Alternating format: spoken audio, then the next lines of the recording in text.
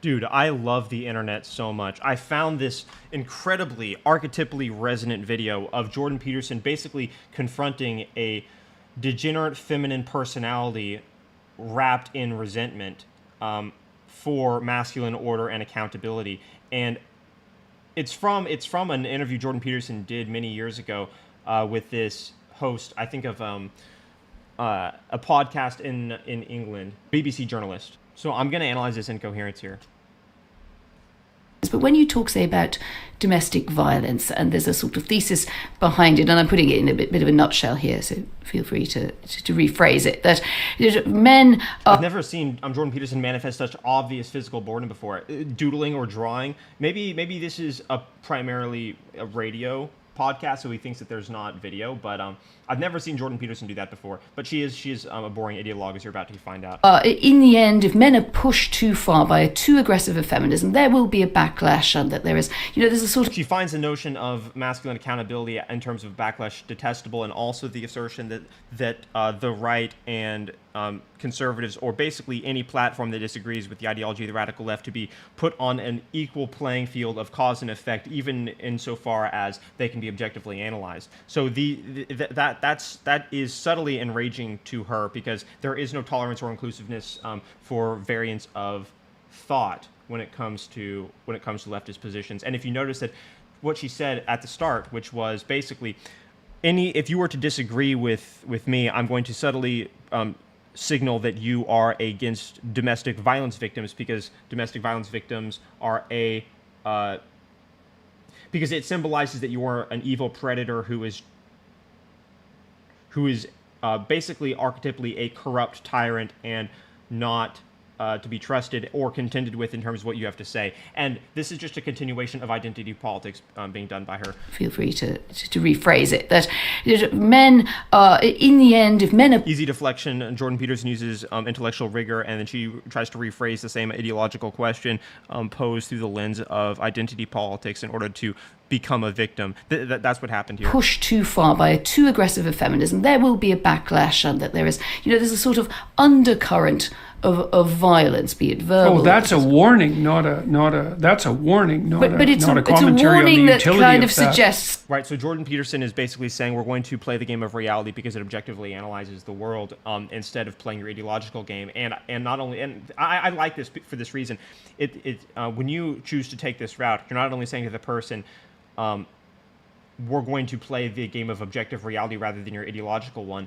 But if you're smart and they can tell that you're smart, what you're also saying is, I know the game that you're playing, and I'm refuting it on its presuppositional axis. There's not a greater insult to the left, besides maybe being exposed to everyone as fraudulent all the time, than this. This is the reason why feminists and leftists can become enraged when men remain calm and reasonable and deconstruct their erroneous claims that are not based in reality, but instead are just trying to, make victimhood status assertions about identity.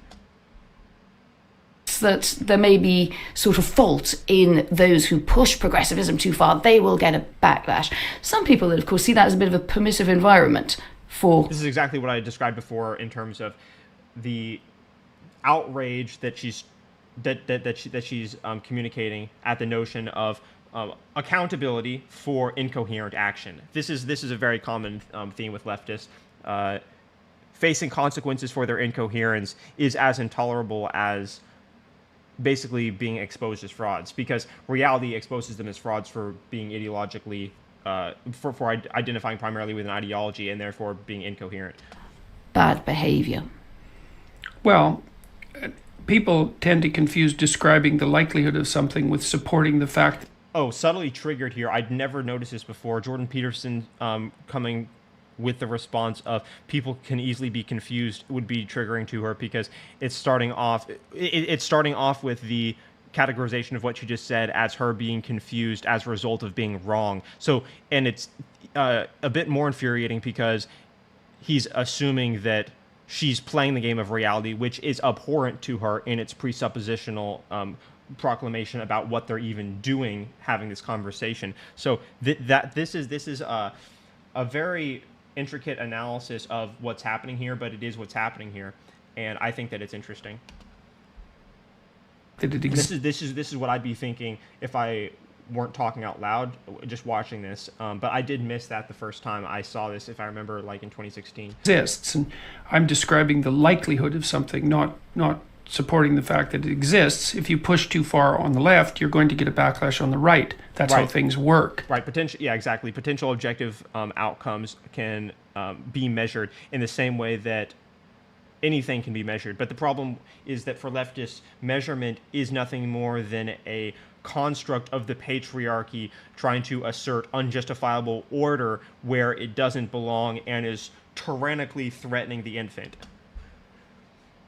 And this is just a derivation of that as far as I'm concerned. How does that work So- in the context of domestic? Again, she's attempting to reframe this in terms of a political... Dude, identity politics is such a mind virus. She's trying to reframe it in terms of, oh, so you must hate the victims of domestic violence. Very, very despicable. Violence. Oh, I don't think it's applicable in the context of domestic violence at all. I think those things are completely separate issues. I mean, And they're self-evidently separate issues, so really what he's saying there is you're not being serious, and I can tell you're not being serious, so what the hell are you doing? Because I'm obviously more competent than you are. And this is very frustrating to her because she's not used to having to defend ideas, and that's why the result of her trying to construct ideas that make sense is just embarrassing on the microscopic level of analysis. you were mentioning to me just as we were chatting. And I was speaking only politically with regards to the backlash. That was a comment on political backlash. It had nothing to do with domestic violence. That's a whole different issue. But violence often pops up in your work as something you think drives things. That I think you've said in relations between men are regulated by a background. Right. Men are toxic. Men are bad. Men are violent. This is. She's also upset that masculinity is beating her here. I can sense the feminist rage, the feminist resentment happening, and I think it's going to play out a lot more in a few moments. Threat of force, and in a sense, that's why men have absolutely. difficulty with women. Is that really? No, sad? that's why men have. No, that has nothing to do with difficulty men. That has nothing to do with difficulty men have with women. That has to do with difficulty men have with women who don't operate in reality, which is why it's very important for women to have good relationships with their fathers so they can integrate a theory of reality into the world without, living in Sharia law where they just get physically punished for like emotionality and wrongness, basically. So it's why fathers are so important because you either have a coherent father or you have Sharia law, and I don't like the Sharia law, so and neither do most people. So fathers are very important because otherwise you get resentful women like this who construe order with tyranny and competence with the tyrannical king rather than, basically being a competent man. Have difficulty with women who are completely out of control. But Who women should, who have should control difficulty- women? Well, other Oh women. my gosh, that was so despicable, dude. The ravenous creature inside of her, basically waiting for the opportunity to mock the notion of women being controlled by things, women being held accountable at all. This is a very interesting topic because clearly on the face of things, there's an attempt to say a certain set of people, namely a group of an ideology, the constituents of leftism or, postmodern neo-Marxism, are beyond the scrutiny of objective analysis and beyond the reach of accountability itself. So the reminder that women are, of course, beholden to society in the same way men are, not in the same way men are exactly, but they are beholden to society. And social norms and all sorts of things is intolerable because then multiple questions could be asked about the nature, the architecture of that influence. And as soon as you do that, then you have to say, what is the morality of these forces, these vectors of influence? And then you realize that, wait a second, everything's not socially constructed, and the feminists are telling each other lies about, resenting the world. So it's a precarious game, and this is why she's so desperate to derail the conversation. Women themselves, men, society, Jordan Peterson answers it completely coherently and calmly, very impressive. just like everyone is controlled. I aspire to deal with incoherent women with this level of poise. I mean, you're controlled by society. I'm controlled by society, and thank God for that. I mean, It's part just of funny. I mean, you described yourself as a liberal earlier, and I think a liberal doesn't think that a society controls women. What an undisciplined, pathetic mind. What she's basically saying is, I'm not sure liberals experience an impetus very often to ask the question of, why is this happening objectively speaking? We just go with our ideology and with what the leftist ideology tells us, as it's continually infiltrating the ranks of liberalism or progressivism, which at this point in 2023, progressivism is essentially indistinguishable from Marxist theory at this point. And it was basically indistinguishable in 2020, in my opinion, but now even more so. It's sad because Jordan Peterson is actually a classical liberal in terms of temperament and in terms of his political beliefs. So she's essentially saying, I'm not so sure liberals hold us to this standard of intellectual scrutiny, and it's predatory of you to attempt such a thing. Or men. well, let's say regulates. I'm a psychologist as well. But what is it out to control a woman? What is this creature? How do we know when we met one? What an unserious, pathetic, crazy thing to say, dude. Okay, she is deliberately trying to emotionally completely obliterate the conversation. Obviously, that's such an insipid remark to make. What is this thing, a creature called a woman? You couldn't.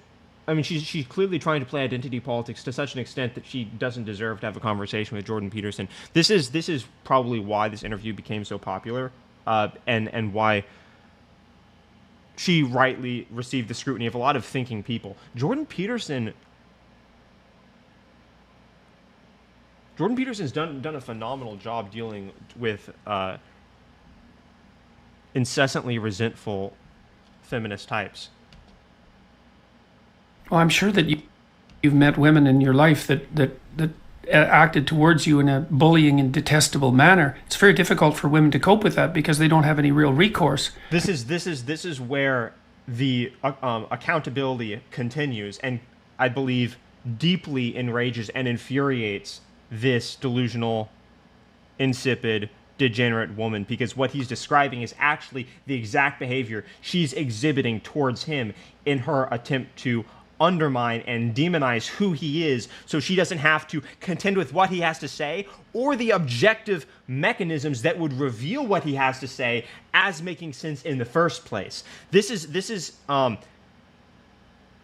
interesting how the degenerate edges of femininity hold such resemblance to the tactics used in Marxism to demonize those that are not of the right identifying group. Because in leftist Marxism, you must primarily give up your individual identity and bestow it to the group. You must bestow it to Marxism, to class identification, so that you can get your dose of virtue, so that you can get your dose of status. And it's basically the same thing. The degenerate feminine psyche plays the same game, which should speak to the origins of Marxist belief. And female bullying can be unbelievably vicious. Which is what she's attempting to do here. And this is also, I think, why she gets upset when she's held accountable. Watch closely her face and body language. That takes the shape of reputation destruction. She looks down and sort of smirks, as if while she's being held accountable, she doesn't consider it to be important, or she's mocking the notion of being held accountable for her bullying tactics as we're speaking. And also, she's upset that Jordan Peterson is able to recognize this and calmly reveal her as being fraudulent, not only in terms of ideas, but in terms of how she's pretending to be compassionate as a result of being on the left, the domestic violence talk yet again.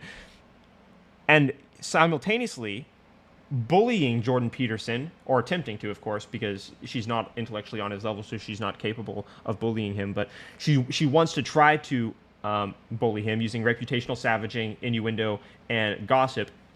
And more red pill communities describe this as, I'm thinking of Kevin Samuels, the late Kevin Samuels. He would describe this as shame, insults, guilt, and the need to be right, which I think is actually quite accurate, but still somewhat surface level of a description of a degenerate feminine psyche. The demands that feminism makes on the modern women are very interesting when it comes to its similarities with Marxism. Innuendo and gossip. It's well documented.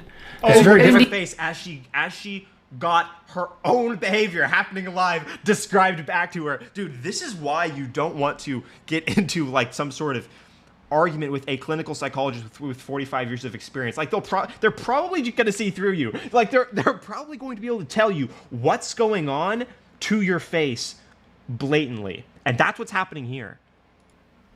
To defend. But, No, men do it too, but men no. But sorry, the patterns, disproportionately women, in your view, or not? Sorry. Yes, disproportionately women. That's what the He's data. trying to mock the notion of data here, but this is where the famous clip begins, I think, where Jordan Peterson's like, I'm actually quite an expert on the topic, and she's like, fuck, you're right. They indicate. I mean, if men Where are, is the data on innuendo and gossip? Here it is. well, it's among antisocial behavior Here among it is. This is adolescents. the It's a clip. well-documented field. So, because people look at aggressive and antisocial behavior in women and in men, and And it doesn't manifest the same. This is the reason why the prisons are filled with men, by the way, because the way men express antisocial behavior is through physical aggression, and women don't express their antisocial behavior through physical aggression, which instead it's just reputational savaging and innuendo and gossip. And this is the reason why I've heard that girls in high school can be even worse bullies than the physical bully, because they'll try to destroy your reputation. I went to a very healthy high school, so there wasn't really any bullying of any kind. So I'm lucky, but I do hear that that's the case. And I do see that when a woman when she feels thwarted by objective reality itself, and therefore judged and sometimes revealed in front of other people, which can be embarrassing, she becomes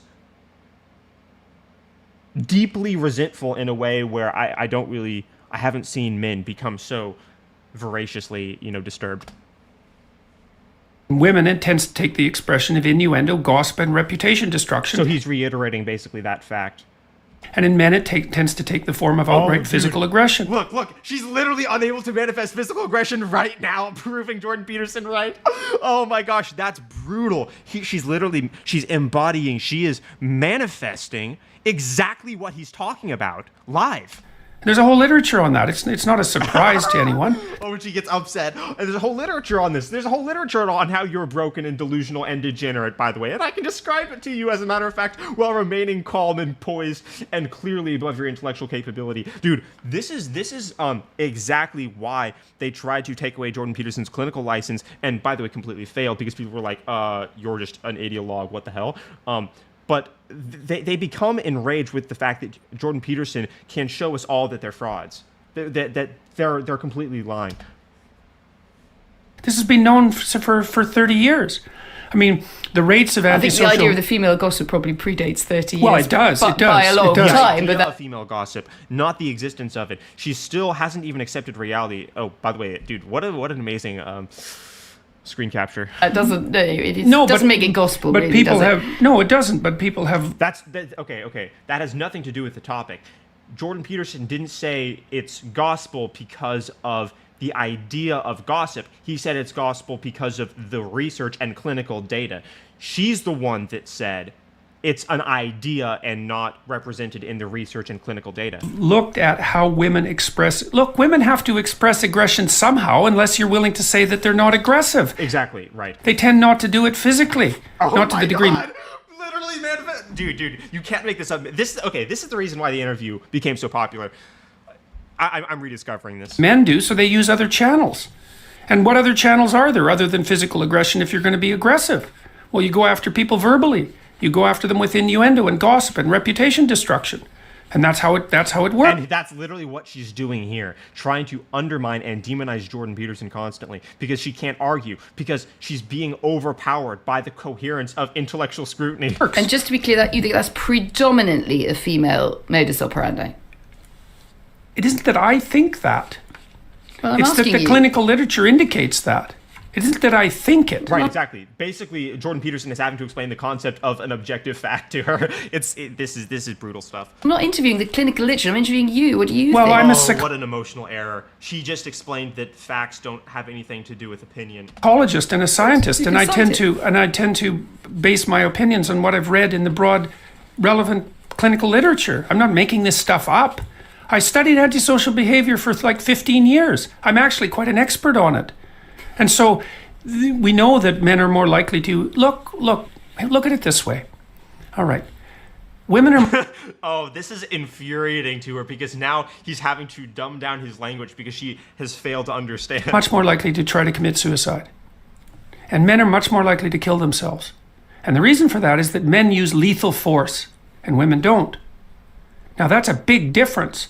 Okay, so then you say, well, women manifest aggression towards themselves and to others, but they don't use lethal force. They don't use physical force the same way men do. So they have to do it some other way. Why do what they are the have other to ways? do something What an emotional... some other way? What an emotional and pathetic response that was, because he is just describing statistical probabilities. He's saying men and women they both attempt to commit suicide, and when measured on a statistical continuum, do it in different ways. And now, so what she basically just said is, why do you say women exist on a statistical continuum? Because she can't distinguish between the emotional triggers in words and what the words mean. This is like probably peak triggerdom in this poor woman's life. I think that she probably is not married because... Or, I mean, there are some married women that are this dispossessed by reality, but it's not common. It's not common. Most of the time when a woman is married, her husband can tether her to objective frameworks a bit better than what she's showing here. So I wouldn't be surprised if she's not married, but I know nothing about her besides this interview. Like, Because you can people take are your Hobbesian aggressive. war against, so you're basically a Hobbesian. Like, No, no, statistics. He just said women tend to do X, Y, and Z, and then you had a problem with the word have because it imputes an objective analysis and parameters on what women do, which again is the intolerable part here. The idea that women can be held accountable through objective, coherent analysis. half and half Hobbes, half Rousseau. That's why I'm not an ideologue, because I don't think that people are good or evil. I think they're both. I don't think that culture is security or tyranny. I think it's both. And I don't think that nature is benevolence or catastrophe. God, Jordan Peterson is just not in her intellectual weight class. Oh my God. She is so outclassed. I think it's both. And that's why I'm not an ideologue. And I mean... and where do you stand on the Me Too campaign? Dude, it's so surreal to see someone ask a question like that as if you can just give an answer and then they'll like just check a box of, oh, this ideology. It's because they only operate in ideologies. There is no room for a thought out explanation, which by the way could completely constitute a 45-minute answer as far as she's concerned, as far as you would hypothetically be concerned if you asked someone a sophisticated question. But because the question is sophisticated, what do you think about X, Y, or Z having to do with deep political problems? And her expectation is for him to be able to say, basically, I have given my individual identity up in replacement for an ideology. But because Jordan Peterson does the inverse and inoculates people against ideology and ideological possession, there is no response to that question besides a thought out one, which is intolerable and infuriating to the leftist hive mind. Good thing? I think that it risks damaging the Dude, it's like Professor Umbridge with a pin. Do you think that's a good thing? Like, what? presumption of innocence. I mean, there's plenty Is there of... more to it than that? Oh, sure. Women face the arbitrary admixture of sexual advance and workplace performance all the time. It's a very complicated thing to sort out. We don't know how to sort it out exactly because, NBC, for example, the American TV station, has made it policy that you're not to hug your coworkers, which may be true. Although I don't think it's the sort of thing that a corporation might be deciding for people. But Yeah, and also it's as if you're saying the problem is when people hug each other rather than the problem being an unintegrated theory for how to coexist with women in the workplace. That's yeah. So that really is a low resolution policy in my opinion. we don't know exactly what the rules are for governing male and female behavior in the workplace because we've only been working together for about 35 years. We 40 don't years. know. After 35 years, wouldn't it be possible See, to... in this woman's mind, everything should be simple because everything has an ideological answer. But in the real world, if you're going to objectively analyze things for truth, you're going to find deep complexities and nuances in research, in philosophy. Well, putting philosophy aside because that's beyond her comprehension, just research, clinical data, and statistical thinking, you're going to find such immense complexity and truth to be understood that, yeah, the world's not simple, but it's simple if you have a one-line answer for everything. Women should deserve, okay, I'll give you an example.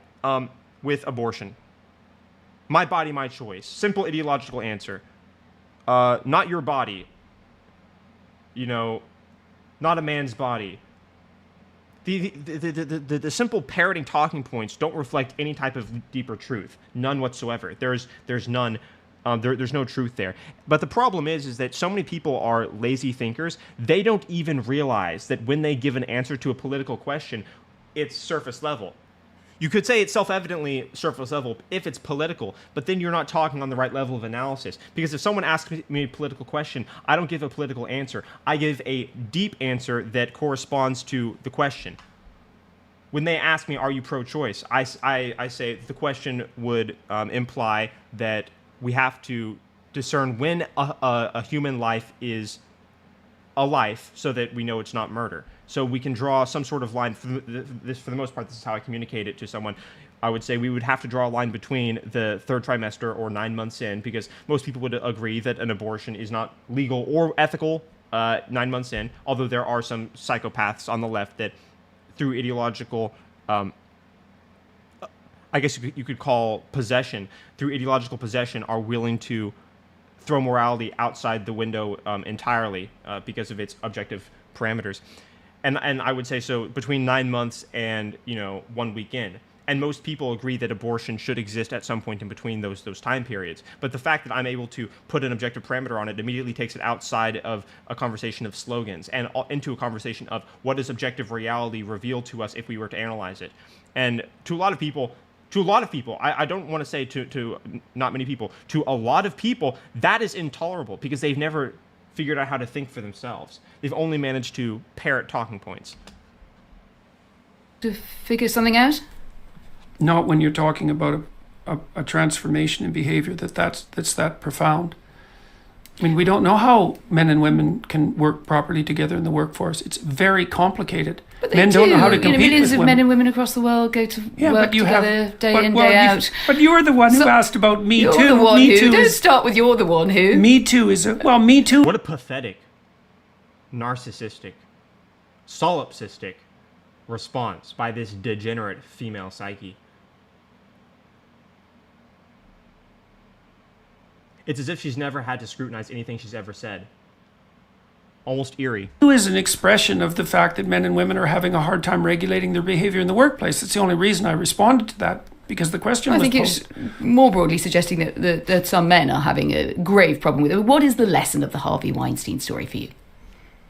Someone should have said Look at her like emotional unseriousness when she asked a question like that. How disturbing. because the question I was think posed. it's more broadly suggesting that some men are having a grave problem with it. What is the No, most men aren't having a grave problem with working with women in the workplace. That would be deeply incorrect. lesson of the Harvey Weinstein story for you? And then she purses her. This is okay. Is this meant to like be a mockery of ideas or something? What am I even seeing right now? What am I even? That some men are having a grave problem with it. What is the lesson of the Harvey Weinstein story for you? Maybe she just doesn't have a father. I don't know. I don't know why women act this way, especially when it's clear to them that they're going to be like completely obliterated by the person sitting across from them. Jordan Peterson has completely outclassed her this entire time, and she's asking a question so frivolous and unserious that she's like expecting to be corrected. Maybe she's just now at this point trying to signal to women subtly that getting corrected doesn't matter because being held accountable by objective reality is nothing more than a construct anyway. I'm not really sure why she would just humiliate herself to this degree. Someone should have said something about Harvey Weinstein much sooner. Like, what type of answer do you give to that? Harvey Weinstein isn't a good person. He should have been exposed. What, like... We could start somewhere else. We could start with Harvey Weinstein was wrong to do what he did before we get Yes. around. Do we have to say that? Like, is that not evident to any thinking human? And, you know, she's trying to suppose that Jordan Peterson's a villain, but at this point he's mopping the floor with her. Well, Yes. Other people should have spoken out. It's just that's the secondary order issue. Fair enough. I thought that went without saying. There are going to be It did go without saying to Jordan, but only between us thinking people. Or I could say less ideologically or emotionally unstable beings. psychopathic predators.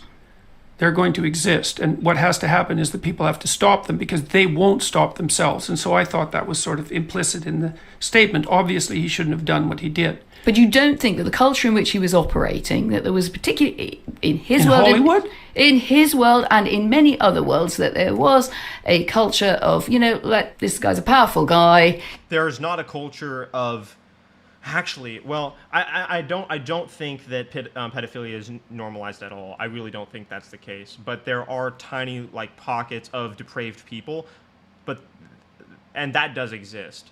But again, those people would all just fall under the exact same category of what he just said, which is they should be held accountable. He's the great silverback gorilla here. Let him get on with it. Oh, I think that culture was everywhere in Hollywood, which is why I think Not it's just in actually Hollywood? quite... Well, Hollywood particularly. I mean, the They're cast... talking about Hollywood, so she's trying to trip him up on a non sequitur. Very pathetic. casting couch idea has been around for a very long period of time. Very, very and I think that the Hollywood types who are all upset about this should look to their own devices with regards to the role they've played in fostering the culture that managed that. Yeah. So, Hang on, it sounds like the Well, Hollywood is up, or you the gotta women, think- or who? No, Who's no, supposed the to entire sort of say- culture. She can only play identity politics games. She can only say this group is a victim and these other groups aren't a victim. But if you're a thinking person, if you can summon your mind and your focus for 3 seconds in a row, you can realize that that is such a pathetic and pathetically low resolution game to play. It leaves you nowhere. It leaves you with the conclusion of intersectionalism, which is you can divide people into an infinite number of categories, and the result is meaningless. The result is the discovery of individualism, which refutes postmodern doctrine to begin with. There's no fruit to be had here. Only fake, rotten fruit. Only the fake, counterfeit virtue bestowed upon the oppressed, the victims of the unruly, destructive forces of masculinity and coherence and logic. These are constructs that are used to bully people. Very, very odd. It's so strange that leftists are atheists. Because you'd think that criticism of reality would result in the criticism of atheism. But I guess we're just not paying close enough attention. we were talking about culture. Yes. So, I mean, it's certainly that the Hollywood... What's the sensible thing for women to do about Me Too, to your mind, and what's the less sensible thing?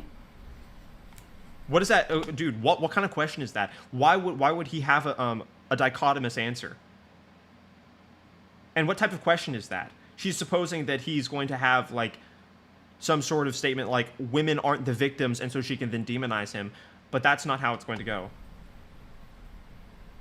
That's a hard question. It isn't obvious to me exactly what men and women have to do in the workplace to make that kind of sexual predation much less likely, with also subjecting themselves to restrictions on the sexual aspect of their existence that would be... Like, are women going to wear makeup in the workplace? Are they not? In some places, they're not allowed to wear makeup.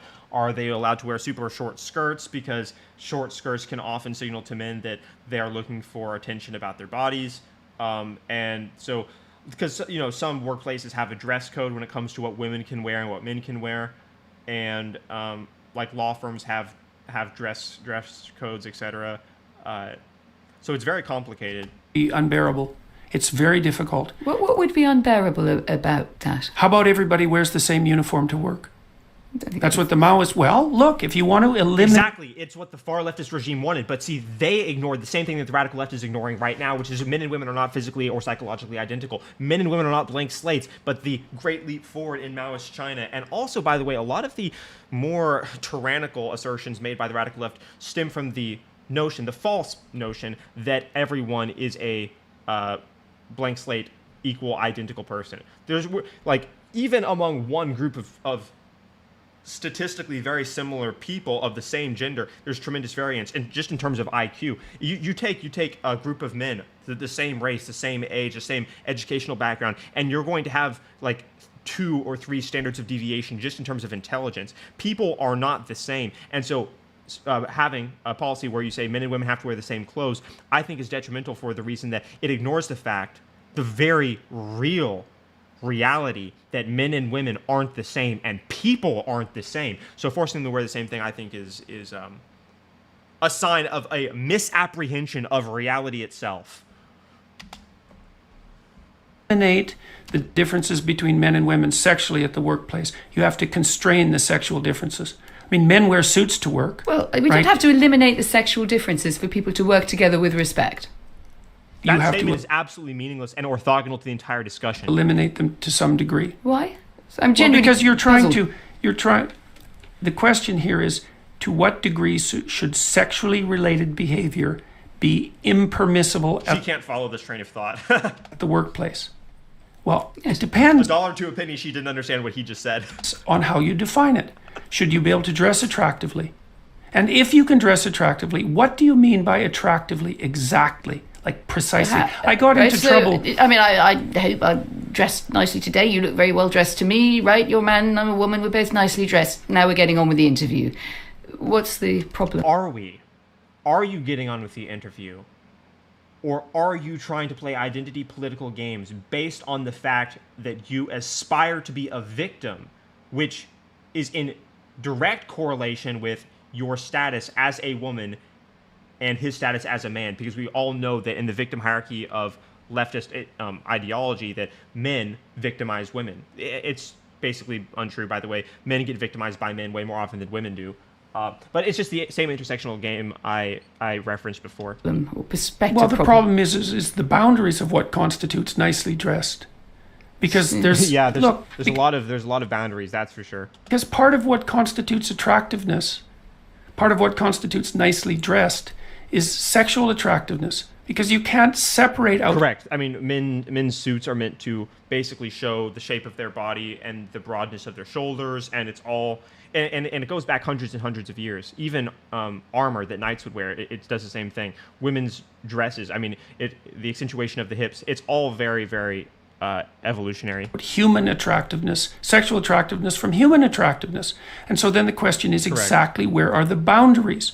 And she's not able to follow even 10% of this discussion because it goes into such deep necessity for objective understanding that all she can do is emotionally respond in her mind to the words.